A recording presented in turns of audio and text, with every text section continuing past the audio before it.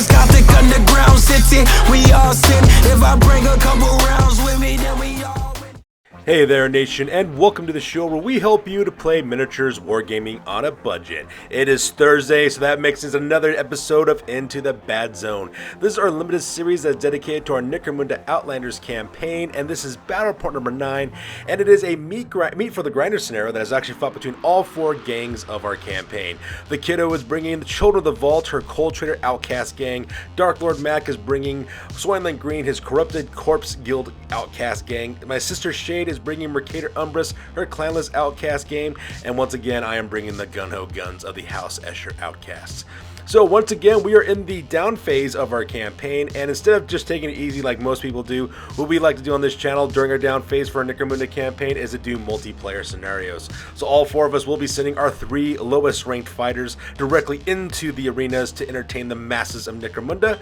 So we're going to play some background music real quick. As the music is playing, we will show you photos of all the gangs as well as the rosters. If you want to see exactly what we're bringing for this battle report, go ahead and pause and take a look at your own leisure. So that being said, let's get this battle report on a roll.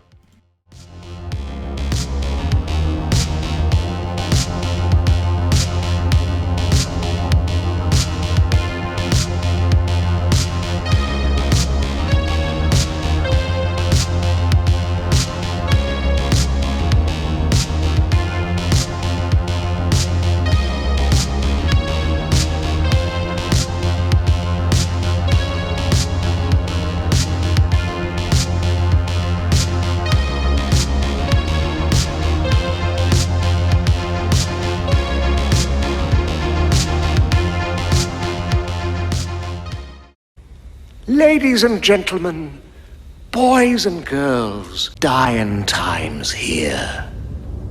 So this one is a multiplayer scenario called Meat for the Grinder, and since we're playing in the bad zones, we'll be fighting in the Stygian depths, which means we cannot use a Zone Mortalis battlefield. Now, what ends up happening is that the entire ground level is a bottomless abyss, and you must stay either above it or on a terrain piece of some sort. If a fighter falls into the abyss, they must take initiative tests, and if they fail, they automatically go out of action and roll on the lasting injuries table. If they pass, they become part of the reinforcements in the following round. So with the Stygian depths over, let's talk about our crews real quick. Our players actually take our 3 lowest valued fighters, and they'll be the ones who'll be fighting it out in this one. Now we do have standard deployment rules. However, in this fight, because all these guys are fighting in arena style combat, every single fighter has True Grit, Iron Jaw, as well as the Unstoppable skills for this battle, and if they don't already have those skills to start off with already. Plus, all fighters do not start with any equipment, weapons, or war gear, and they must use scavenge weaponry, which is located on the battlefield. Now, each player will deploy 2 last loot caskets that can't be placed within 10 inches of a fighter or 4 inches of another loot casket. And what ends up happening is when a fighter moves up to that loot casket, they can do a loot action for a basic action to remove the randomly chosen weapon. If a fighter is taken out of action, their loot weapon falls exactly where they fell, and you roll a 2d6 for the weapon. Now, we have a big random table we can choose from, but it basically breaks down to a heavy stubber, flamer, auto gun, shotgun with solid and scatter shots, an auto pistol, a stub gun, an axe, a stiletto knife, a sword, a power axe, or a heavy rock cutter. And you have to roll d6 to figure out which one you have. And of course, because these weapons are scavenged weapons, if a weapon fails an ammo test, it automatically goes out of ammo and you cannot be recouped another one.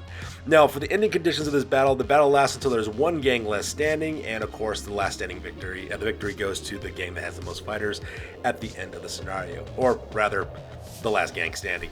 Now, for rewards on this one, the victorious gang can sell their scavenged weapons for 2d6 times 10 credits.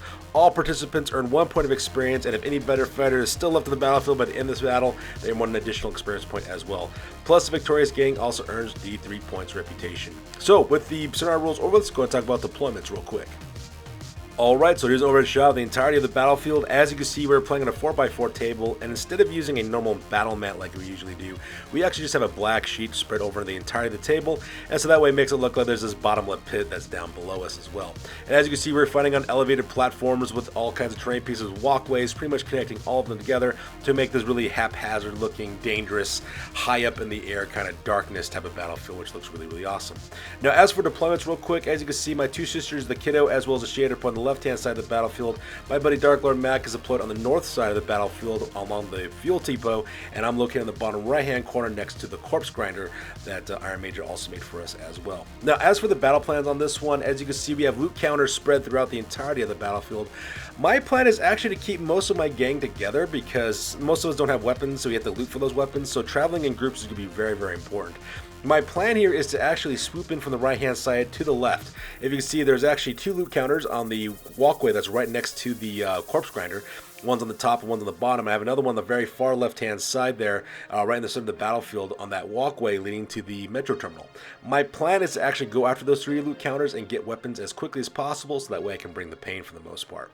So now that we're done talking about the loot counters, let's go ahead and talk about deployment real fast. So starting off with Mercator Umbrus for my sister Shade, she's got 3 fighters. We have Tugs, as well as Moloko, as well as Runedog. I'm not really going to talk about their skills as well as weapons because they can't really bring their weapons on this one, and none of these guys have any skills. So these are the 3 fighters that Shade will be bringing to this battle report. Meanwhile, on the left-hand side of the battlefield are the Children of the Vault. As you can see there, we have Miss Spectre. We also have Smoothie, I believe that character's name is, and lastly, we have Mr. Smug. And once again, those guys don't have any weapons either because they can't bring them with them onto the battlefield. Meanwhile, on my side of the deployment area are my Gung-Ho Guns. Once again, I got One Shot Blonde, as well as Zero, as well as Scalp Taker. And once again, we're not going to talk about weapons or equipment because these fighters don't have access to either.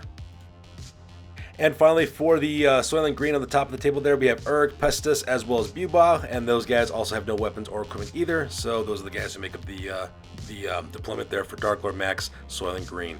So now that we're done talking about deployment real quick, let's go and talk about top of turn number 1, and once again, my friends and I roll off for initiative to see which of us will be going first.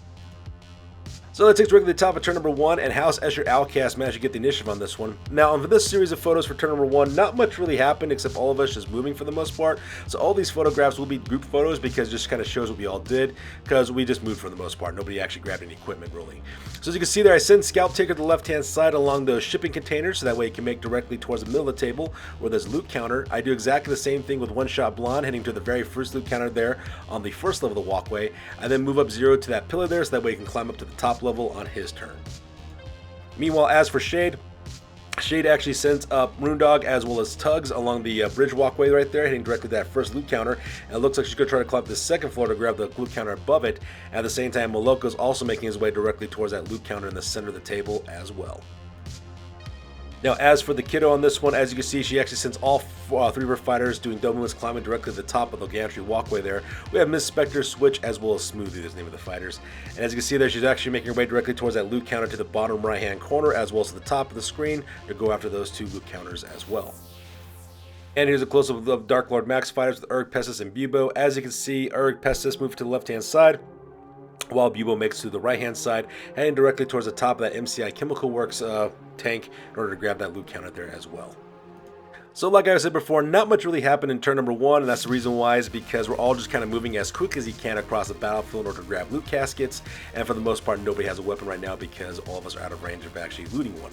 So with the end of turn number 1 over with, we go directly to the top of turn number 2, and once again, my friends and I roll off for priority to see which of us has initiative.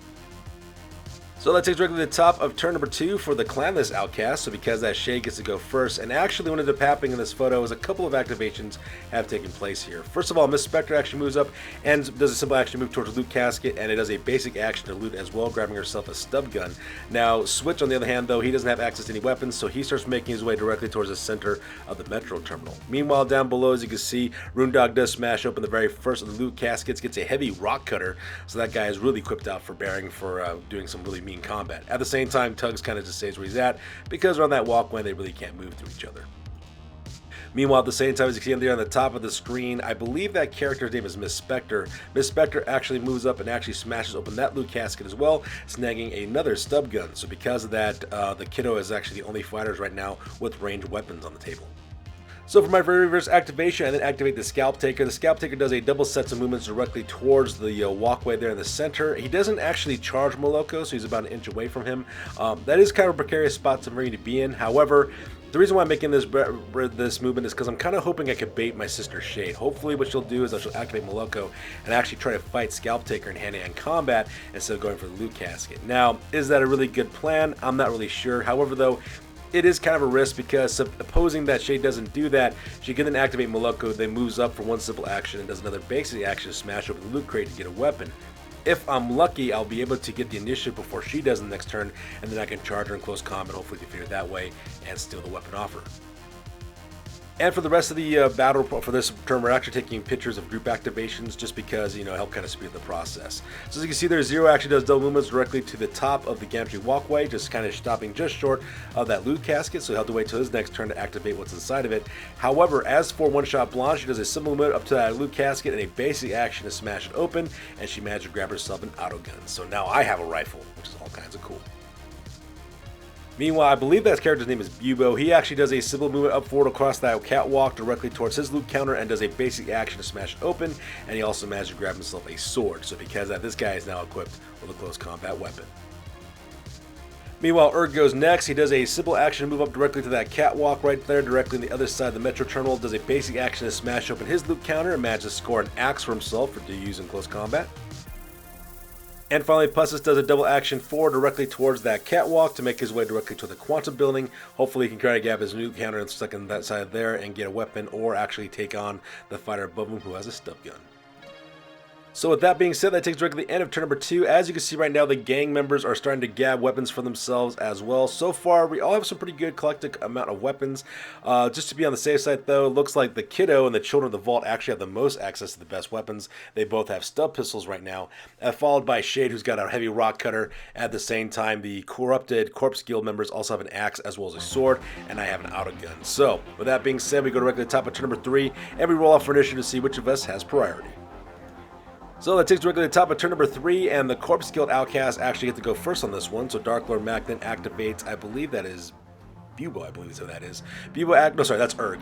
Urg actually does a double action to climb directly to the top of the 3rd level of the Metro Terminal, so that way he can start charging forward with his axe and cause some problems that way.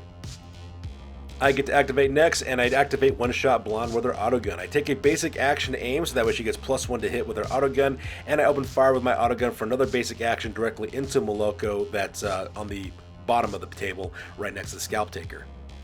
Now, I do manage to hit Moloko. Unfortunately, though, I do not wound because of that. I managed to hit him twice, failed both of my wound rolls. But because he's so close to the gantry walkway, though, he does have to take an initiative test to see if he stays on. Unfortunately for Shade, she fails her initiative test, and just like that, Moloko goes into the abyss and goes out of action as well, getting an out cold result. So he makes a full recovery, no problem.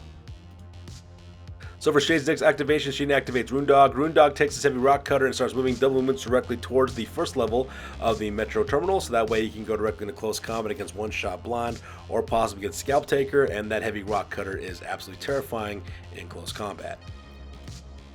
So from there, the Kiddo goes next, and then the Kiddo then activates, I believe that the character's name is Switch. Switch takes her stub gun, takes a basic action to aim her stub gun directly at Tugs, and another basic action to open fire with her stub gun directly at him. Does manage to hit him, and also manage to wound him at the exact same time.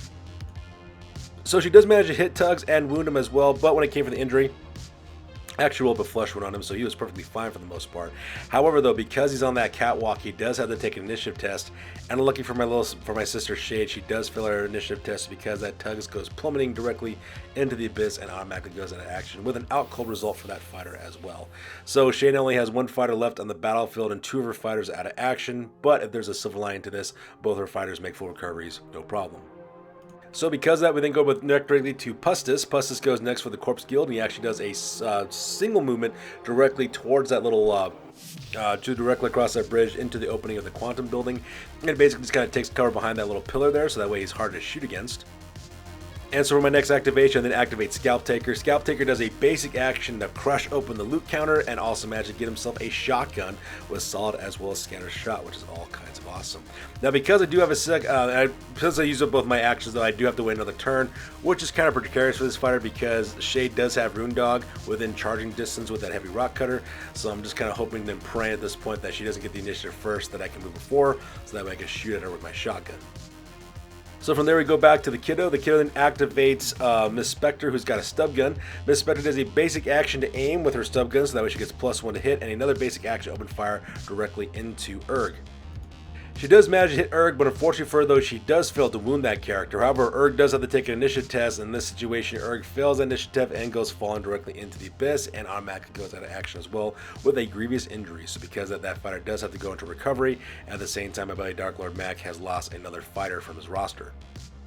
So from there, Dark Lord Mac then goes next and then activates Bubo. Bubo actually does a double series of movements across the little pipe connecting the MCI chemical work tanks and ends up on the other side with his sword. It looks like what he's going to try to do is try to cross that catwalk directly to Zero and engage him in close combat. So that is pretty terrifying. So for my very last activation, I then activate Zero. Zero does a basic action to smash open that loot crate and manage to pull out an auto pistol, which is all kinds of awesome. So for his second basic action, I'm having him open fire with that auto pistol directly into Bubo as well. So I cut loose with my auto pistol. Not only did I manage to hit this guy, I managed him 3 times, which is all kinds of awesome as well. And of those 3 shots, 2 of them wounded, which is great. So I roll up for my injury dice. I rolled a seriously injured roll for my first roll. My second roll ended up being an out of action result. So that was all kinds of awesome. So when I rolled for lasting injuries, he did suffer a grievous injury. So just like that, he automatically goes out of action and at the same time go into recovery as well. And the nice part about it is he drops his sword right on the top of the MCI chemical tank. So that part was epic. So from there we then go with the Kiddo. The Kiddo then activates Smoothie real quick, and Smoothie actually does a double action charge directly into, I believe that's Urg is his name. Urg and him go into close combat, and unfortunately for the Kiddo though, she doesn't have any weapons, while as Urg has an axe. But because she charged forward, she gets her attacks off first. She gets 2 attacks with her fist and miraculously manages to cause an injury. Now, if you're wondering what the injury was for the most part, she does try to punch him in the face. She does hit him twice, but fails to wound both times. But because these fighters are so close to the edge, Urg does have to take an initiative test to see if he stays on the ledge. Unfortunately for Dark Lord Mac, though, he fails that initiative test. He does plummet directly to the ground and crashes like a meteor and actually gets an out of action result for his injury roll, and he gets a grievous injury put on him as well. So because of that, he automatically goes out of action and at the same time goes directly into recovery. At the same time, Dark Lord Mac's team has been eliminated from the meat from the grinder scenario as well. At the same time, Smoothie can now pick up the axe that was left up there up above. So with that being said, that takes us directly to the end of turn number 3, and here's overhead shot of the entirety of the battlefield. As you can see, all 3 of my fighters are actually doing really well. All 3 of my fighters have ranged weapons. Zero has an auto pistol, One Shot Blonde has an auto gun. I also have a shotgun with solid as well as scatter shots. Meanwhile, the Children of the Vault, all their fighters also have weapons as well. Smoothie, Miss Spectre, and Switch both have stub guns, while Smoothie actually has a axe at this point. And unfortunately for Dark Lord Mac, he has been completely eliminated off this battlefield, so that part's kind of rough. And Shade still has Runedog left on the battlefield with a heavy rock cutter. So at the end of that turn over, we go directly to the top of the next turn, and we roll off for initiative to see which of us has priority. So with that, we go directly to the top of turn number 4, and the House Escher Outcasts managed to get the initiative on this one. So because I do activate One Shot Blonde first, One Shot Blonde does a basic action aim with her auto gun, and another basic action open fire with it directly towards Runedog, who's on the first level of the Metro Terminal. And I managed to get 3 shots off with the rapid fire dice directly onto Runedog. 2 of my shots actually wounded. One was a serious injury while the other one was a flesh wound. So just like that, Runedog goes crashing face first into the cold decking of the floor and is currently bleeding out with a flesh wound on him as well, which is a really precarious spot for Shade's fighter to be in because that fighter can be taken out of action with a coup de grace. So things are not looking really good right now for Shade. Meanwhile, the killer then activates Miss Spectre. Miss Spectre does a double movement across the catwalk directly onto the walkway right behind Switch, so that way she can bring her 2 stub guns to bear and they can move together as a group. So for my next activation, I basically declare a charge. I declare a charge, the Scalp Taker goes directly into the fallen body of Runedog, and of course, because this character is seriously injured, that character automatically goes out of action with a coup de grace. So because that fighter goes out of action with an out cold result, so Runedog is no longer on the battlefield, but he makes for recovery no problem. Unfortunately for Shade though, that means her team has also been eliminated from the scenario. At the same time, the Scalp Taker not only does he have a shotgun, he also is packing a heavy rock cutter, which is all kinds of awesome. So from there, the killer then activates Switch, which does a double movement across the gantry walkway directly to the top level of the Metro Terminal, and just kind of takes cover for the time being. So for my next activation, I then activate Zero. Zero does a simple movement forward, so that way he gets to the good line of sight to go directly into Smoothie. He then takes a basic action open fire with his auto pistol, getting only 1 shot off directly into Smoothie. So I do manage to hit Smoothie. Unfortunately for me, though, I do not wound, so that part was kind of rough. However, though, Smoothie does have to take an initiative test since he's right on the ledge of the Metro Terminal. He fails his initiative test and he actually falls directly to the ground, taking a Strength 6 hit when he finally hits the ground. Unfortunately, my shot didn't kill him, but the fall did. I actually rolled injuries on this one, and the kiddo actually rolled lessons learned for this fighter, so because it does go to recovery. But the silver lining is he also gets +2 experience points as well, and just like that, he is now on top of that walkway there with the axe down below where his body basically fell. And just like that, that takes directly to the end of turn number 4. So here's an overhead shot of the entirety of the battlefield. As you can see, 2 gangs have been eliminated from this battlefield. Shade, as well as her gang, Mercator Umbrus, as well as Dark Lord Mac and his Nurgle corrupted Corpse Guild outcasts have all been taken out of the table. The only ones that are left are the Children of the Vault from the Cold Trader Outcasts, as well as my gang, the Gung-Ho Guns of the House Escher Outcasts. And fortunately for the kiddo, she's down 1 fighter already. She only has 2 fighters left. Now, they both do have stub guns, so I do have my work cut out for me. However, all my guys are packing ranged weapons as well. The Scalp Taker has a shotgun as well as a heavy rock cutter. Zero has a auto pistol, and One Shot Blonde also has an auto gun. So that being said, we go directly to the top of the next turn and we roll off for initiative to see which of us has priority. So the kiddo then activates next for turn number 5, so the Cold Traders will be going first. The kiddo then activates Switch. Switch does a simple movement forward, so that way she's within 4 inches with her stub gun directly into Zero as well, so that way she gets a +1 to hit. So she does do that, moves forward to get a +1 to hit, opens fire with her stub gun, and unfortunately for her though, she rolls a 1. So because that her shot goes wide and doesn't actually go anywhere. So I get to go next. I then activate Zero. I decide to kind of go for broke on this one. I decided to declare a charge with Zero, and I go charge directly into Switch.